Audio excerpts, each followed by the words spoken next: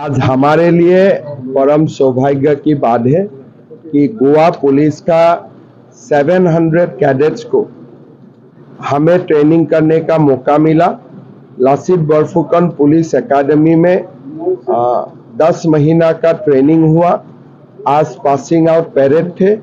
गोवा की माननीय मुख्यमंत्री डॉक्टर प्रमोद सावंत जी ने मुख्य अतिथि का रूप में ये पैरेड का गरिमा का वर्धन किया।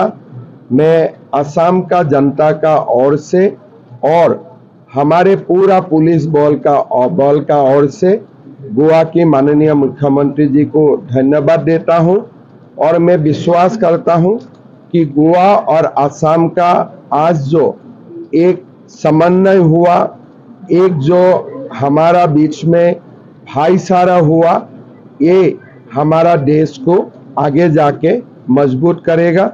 ये लासित बरफुकन पुलिस एकेडमी गृह मंत्री अमित शाह जी ने उद्घाटन किए थे।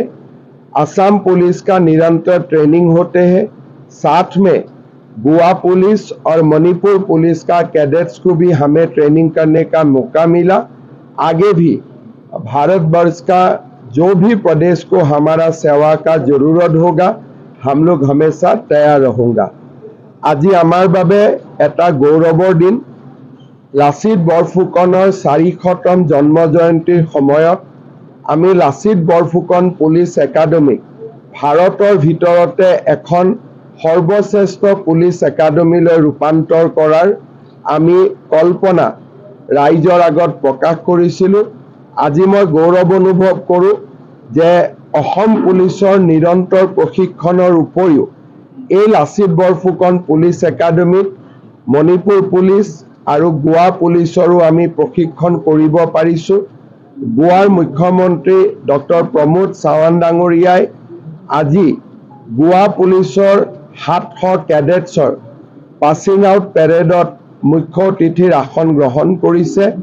নিশ্চিতভাৱে অসমৰ বাবে ই এটা ডাঙৰ গৌৰৱৰ বিষয়।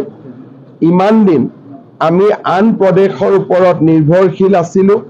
আজি আমি নিজে আন প্ৰদেশৰ কেডেটছকো প্ৰশিক্ষণ দিব পৰাৰ অৰ্হতা অৰ্জন কৰিছোঁ।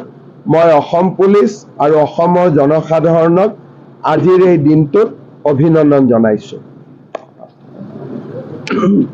सबसे पहले मैं गोवा